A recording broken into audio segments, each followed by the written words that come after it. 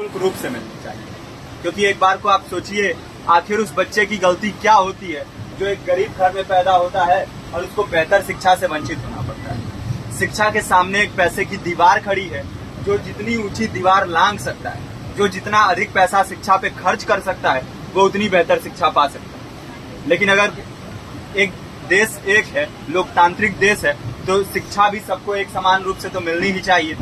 आज परिस्थिति ये है कि एक तरफ तो प्राइवेट स्कूल हैं जो लूट के अड्डे बने हुए हैं, वहां पे आप एडमिशन कराने जाएंगे तो सिर्फ एडमिशन के नाम पे ही आपको 10,000 20,000 रुपए देना होगा। और कमीशन खोरी का ऐसा धंधा है कि कॉपी, किताब, टाई, बेल्ट, ड्रेस, जूता कहाँ से खरीदना है ये आप नहीं तय करेंगे वो प्राइवेट स्कूल वाले। यानी आम लोगों की मेहनत की आखिरी कौड़ी उनके जेब से वसूल लेना चाहते हैं। और दूसरी तरफ सरकारी स्कूलों में न तो पर्याप्त टीचर है, न पर्याप्त बिल्डिंगें। 2019 का ही ये पुराना आंकड़ा है कि हर 100 में से 52 स्कूलों में या तो एक टीचर है या 2 टीचर हैं। और उन्हीं टीचरों के ऊपर जिम्मेदारी थोप दी जाती है कि जनगणना करो, मतगणना करो, पशु गणना करो, तमाम काम करवाए जाते हैं। और 19 के बाद से तब से कितने टीचर रिटायर हुए होंगे और 18 के बाद से कोई टीचर की वैकेंसी भी नहीं है। आप खुद भी सोच सकते हैं ये परिस्थिति और कितनी बिगड़ी हो। इसीलिए हम लोग ये मांग उठा रहे हैं, चाहे कोई राष्ट्रपति का बच्चा हो या किसी मजदूर का, सबको शिक्षा एक समान मिलनी चाहिए और निःशुल्क रूप से मिलनी चाहिए। प्रेमचंद ने अपने दौर में भी कहा था कि एक सभ्य समाज में ऊंची से ऊंची तालीम मुफ्त होनी चाहिए और इसका पूरा खर्च गवर्नमेंट को उठाना चाहिए, क्योंकि हमारे देश को फौज से ज्यादा आवश्यकता तालीम की है। और शिक्षा से जुड़ता हुआ ही दूसरा मुद्दा हम लोग उठा रहे हैं। दूसरा मुद्दा है रोजगार का। रोजगार की परिस्थिति ये है कि आज सरकारी सेक्टर हो या प्राइवेट, सब कुछ ठेका संविदा के हवाले किया जा रहा है। परमानेंट नौकरियां लगातार घटाई जा रही है। इसी रेलवे में 1995 के आसपास लगभग 18.5 लाख कर्मचारी काम करते थे, लेकिन आज उनकी संख्या 12 लाख है।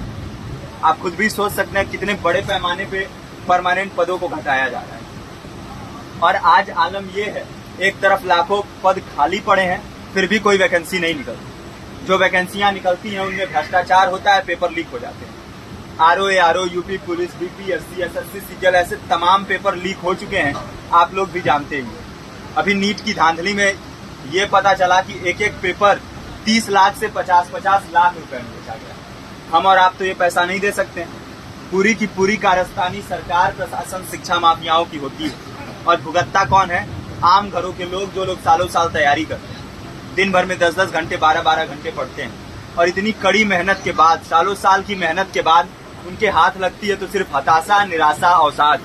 बहुत से छात्र नौजवान जो इस बेबसी में, इस डिप्रेशन में नहीं जी पाते, आत्महत्या तक के कदम उठा लेते हैं। लेकिन ये देश की विडंबना है कि टीवी चैनल, अखबार, मीडिया, नेता, मंत्रियों के लिए कहीं ये कोई मुद्दा नहीं है। उनके लिए मुद्दे हैं तो जाति, धर्म, रंग, नस्ल, अगड़ा पिछड़ा। आज जब पूरी परिस्थिति इतनी भयावह है तो ये जरूरी है कि लोगों के बीच में जाया जाए, लोगों को संगठित किया जाए और एकजुट किया जाए। क्योंकि आज अगर अपने मुद्दों पर बोलेंगे नहीं तो कल को ये परिस्थिति और बिगड़ेगी। हो सकता है ले देके अपनी जिंदगी तो हम लोग काट ले जाएं, लेकिन आने वाली पीढ़ियों को क्या भविष्य देके जाएंगे, ये भी सोचने वाली बात है। हमारे साथी ने आपको पर्चा दिया है, पर्चा आप तक पहुंच गया है। पर्चे में और भी बातें हैं, इसको पूरा विस्तार से पढ़िए। पर्चे में हमारा नंबर है, संपर्क कीजिए। फेसबुक का, इंस्टाग्राम का लिंक है, आप वहाँ पे जाएंगे तो आपको पता भी चलते रहेगा कि लगातार किन किन माध्यमों से हम इस अभियान को चला रहे हैं। नुक्कड़ नाटक, संगीत, शिक्षा सहायता मंडल, लाइब्रेरी, तमाम माध्यमों से इस अभियान को चला रहे हैं और कोशिश कर रहे हैं कि बड़े से बड़े पैमाने पर हर जगह पे लोगों को संगठित किया जाए और एकजुट किया जाए। आपके बीच भी आए हैं, आपका साथ और सहयोग दें। साथ इस रूप में कि आप भी हमारे इस कारवां और इस मुहिम से जुड़िए।